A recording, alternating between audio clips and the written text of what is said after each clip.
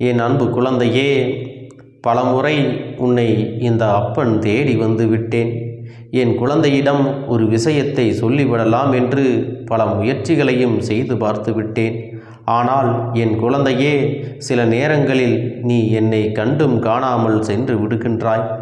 என் செல்லமே, அப்பன் இப்பொழுது ஒரு முடிவினை செய்திருக்கின்றேன். இந்த நேரத்தில் இப்பொழுது நான் சொல்வதை நீ கேட்காவிட்டால் இந்த கருப்பன் இனிமேல் உன்னை தேடி வர மாட்டேன். உனக்கு என்னுடைய தேவை இனிமேல் இல்லை என்று நினைத்து இந்த முடிவினை நான் எடுத்திருக்கிறேன். என் செல்ல குழந்தையே, அப்பன் இப்படி சொன்னவுடன் எப்பொழுதும் எனக்காக காத்திருக்கின்ற என்னுடைய குழந்தைகள் யாருமே வருத்தப்பட தேவை கிடையாது.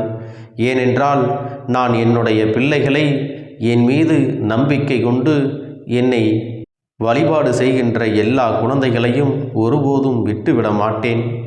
என் குழந்தைகளை காண்பதற்கு நான் நிச்சயமாக வருவேன். வருவதோடு மட்டுமல்லாமல் அவர்கள் இல்லத்தின் வாசலில் காவலாக இருப்பேன். யாரெல்லாம் இந்த கருப்பன் மீது உண்மையாகவே அன்பு வைத்திருக்கிறார்களோ, பக்தியோடு இருக்கிறார்களோ, அவர்களை தேடி வருவது உறுதி. யாரெல்லாம் என்னை வேண்டா வெறுப்பாக பார்க்கின்றார்களோ அவர்கள் கண்களில் இனிமேல் நீ தேடினாலும் நான் படப்போவது கிடையாது. ஏனென்றால் மனதில் இருக்கின்ற எண்ணங்கள் எல்லாம் தேவைக்கு மட்டுமே இந்த கருப்பண்ண சாமியை தேடி வருகிறது. தன்னுடைய தேவைகள் நடக்கவில்லை என்றால் என்னை விட்டு சென்று விடுவது. ஒருவேளை உன்னுடைய வேண்டுதல்கள் எல்லாம் நல்லபடியாக நிறைவேறிவிட்டால் அப்படியே கண்டும் காணாமல் சென்று விடுவது. இப்படித்தானே இவர்கள் எல்லாம் நடந்து கொண்டிருக்கிறார்கள் என் செல்லமே. அதனால் இப்படிப்பட்ட மனிதர்களை எல்லாம் நானும் கண்டுகொள்ளாமல் விட்டுவிடுவதுதானே நியாயம். அதனால் என் அன்பு குழந்தையே, இந்த கருப்பண்ண சாமி இனி அவர்களை ஒருபோதும் காணப்போவது கிடையாது. அவர்களுக்கு இதுதான் கடைசி முறை. என்னை உணர்ந்து இந்த அப்பனுடைய அருமையை புரிந்து கொண்டார்கள் என்றால் தப்பித்து கொண்டார்கள். இல்லை என்றால் நான் இனி ஒருபோதும் அவர்களின் வாழ்க்கையில் நடக்கின்ற விஷயங்களுக்கு எந்த ஒரு பொறுப்பினையும் ஏற்றுக்கொள்ள மாட்டேன்.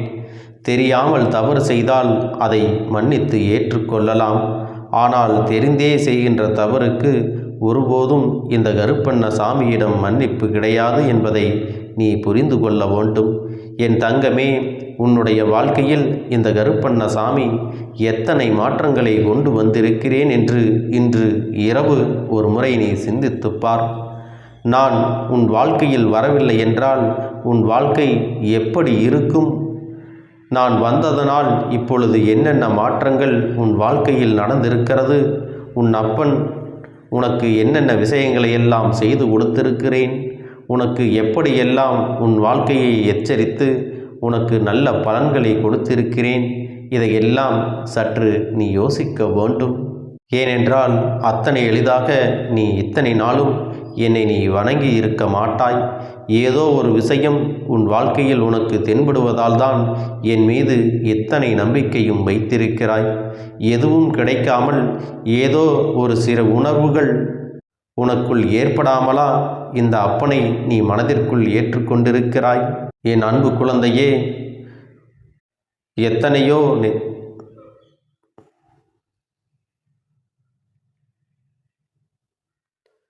எத்தனையோ நேரங்களில் உன் கண்களில் இருந்து கண்ணீர் அதிகமாக வடியும் பொழுது கூட நீ இந்த கருப்பண்ண சாமியை நினைத்து அப்பனே என்று அழைத்த அடுத்த மறுகணமே உன் கண்களில் இருந்து வருகின்ற கண்ணீர் நின்று போயிருக்கும். இது போன்ற ஒரு சம்பவம் உன் வாழ்க்கையில் நடந்திருக்கிறதா என்று சிந்தித்துப்பார். ஏனென்றால் இந்த கருப்பண்ண சாமி எப்பொழுதுமே உன்னோடு உனக்காக இருக்கும் பொழுது நீ கூப்பிட்ட உடனேயே உன்னுடைய கஷ்டத்தை நான் துடைத்து விடுகிறேன் அல்லவா? என் குழந்தைக்கு இது போன்ற ஒரு விஷயம் வாழ்க்கையில் நடந்திருக்கிறதா என்று நீ உணரப் போகின்றாய். அப்படி உனக்கு நடக்கவில்லை என்றாலும் இனிமேல் உன் வாழ்க்கையில் அது நிச்சயமாக நடக்கத்தான் போகிறது.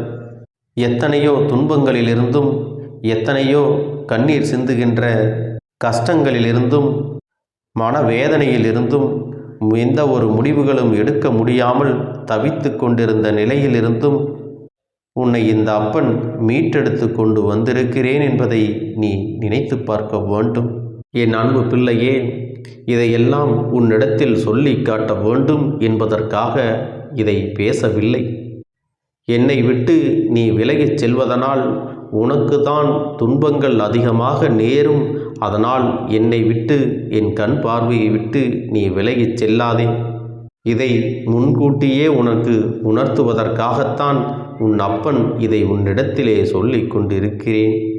இப்பொழுது கூட என் அன்பு பிள்ளையே, உன்னை ஒரு சிலர் ஒதுக்கி வைத்திருக்கிறார்கள் என்று நீ மனவேதனை அடைந்து கொண்டிருக்கிறாய் அல்லவா?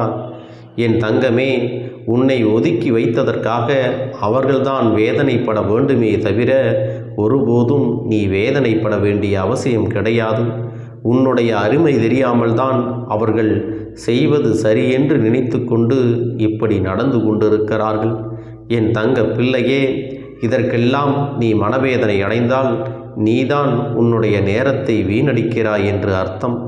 யாருக்காக வேதனைப்பட வேண்டும், எதற்காக வேதனைப்பட வேண்டும் என்று ஒரு அளவு இருக்கிறது அல்லவா? தேவையில்லாமல் எல்லோருக்காகவும் உன்னுடைய மனதை கஷ்டப்படுத்தி கொண்டு உன்னுடைய வாழ்க்கையையும் தொலைத்துவிட்டு நிற்காதே. என் குழந்தையே, அவர்கள் உன்னை உதாசீனப்படுத்தியதோடு மட்டுமல்லாமல் அவர்கள் பேசுகின்ற வார்த்தைகள் எல்லாம் உனக்கு ஒருபோதும் தேவையில்லை. அதையெல்லாம் மனதிலே வைத்து கொள்ள வேண்டாம். என் தங்க பிள்ளையே, அவர்களின் வார்த்தைகளுக்காக நீ மனம் வருந்தி நின்றாயானால் அது உன்னை மட்டுமல்ல, உன்னை சார்ந்த உன் குடும்பத்தில் உள்ளவர்களையும் பாதித்துவிடும். தவறு ஏதும் செய்யாத நம்மை பார்த்து இப்படியெல்லாம் பேசிவிட்டார்களே என்று நீ வேதனை அடைவதை விட, நீ மனம் வருந்தி நின்றால் உன்னை விட உன் குடும்பத்தில் உள்ளவர்கள்தான் அதிகமான வேதனையை அனுபவிப்பார்கள் என்பதையும் நீ புரிந்து கொள்ள வேண்டும். அதனால் நீ மீண்டும் மீண்டும் அவர்கள் பேசிய வார்த்தைகளையே சிந்தித்து கொண்டு இருந்தால் உன் குடும்பத்தில் இருப்பவர்கள் மேலும் பாதிக்கப்படுவார்கள். அது மட்டுமல்ல, உனக்கும் நிம்மதி இல்லாமல் போகும் என்பதைத்தான் உன்னிடத்திலே மீண்டும் தெளிவாக சொல்லி கொண்டிருக்கிறேன். என் தங்க பிள்ளையே, அப்பன் இப்பொழுது உன்னிடத்தில் சொல்லக்கூடிய மிக முக்கியமான விஷயம் என்ன தெரியுமா?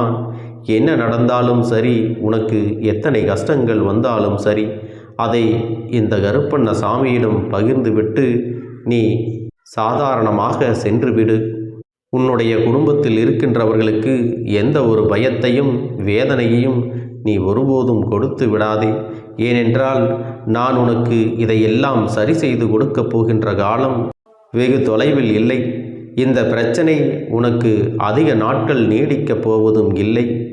என் அன்பு குழந்தையே, உன்னை உதாசீனப்படுத்தியவர்கள், மற்றவர்கள் முன்னிலையில் அவமானப்படுத்தியவர்கள் எல்லாம் நிச்சயமாக உன்னிடத்திலே உன் காலில் விழுந்து மன்னிப்பு கேட்கத்தான் போகின்றார்கள்.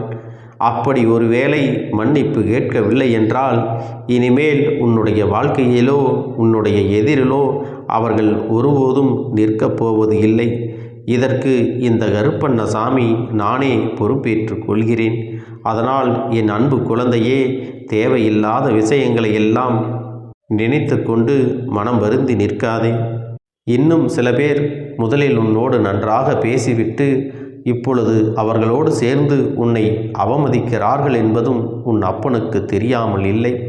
அவர்கள் பேசுவதும் உனக்கு வேதனைகளை கொடுத்து கொண்டுதான் இருக்கிறது.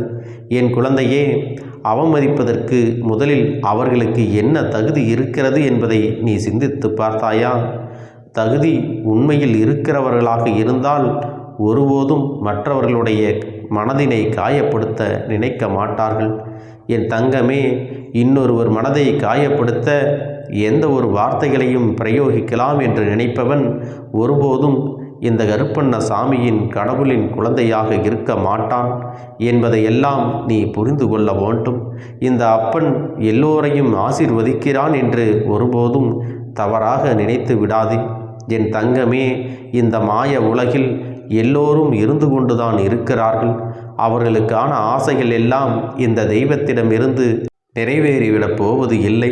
என் அன்பு தங்கமே, இந்த அப்பனுடைய அன்பினை புரிந்து கொள்வதற்கும் என்னுடைய அன்பினை பெறுவதற்கும் தகுதி என்பது வேண்டுமல்லவா? எப்பொழுதும் உண்மையான அன்பு இருக்க வேண்டும். மற்றவர்களை காயப்படுத்தாத மனம் இருக்க வேண்டும். எத்தனை பேர் வந்து உதவிகள் கேட்டாலும் முடியாது என்று சொல்கின்ற தன்மை இல்லாமல் தன்னுடைய எல்லை வரை மற்றவர்களுக்கு உதவி செய்வார்கள். ஒருவேளை தவறுகளே பிறர் செய்திருந்தாலும் கூட அதை பக்குவத்தோடு பேசுகின்ற மன வலிமையும் பேச்சு திறனும் அவர்களிடத்திலே இருக்கும். அது மட்டுமல்ல, எப்படிப்பட்ட இக்கட்டான சூழ்நிலைகள் வந்தாலும் தன்னுடைய நிலையிலிருந்து ஒருபோதும் தவறிவிடக்கூடாது.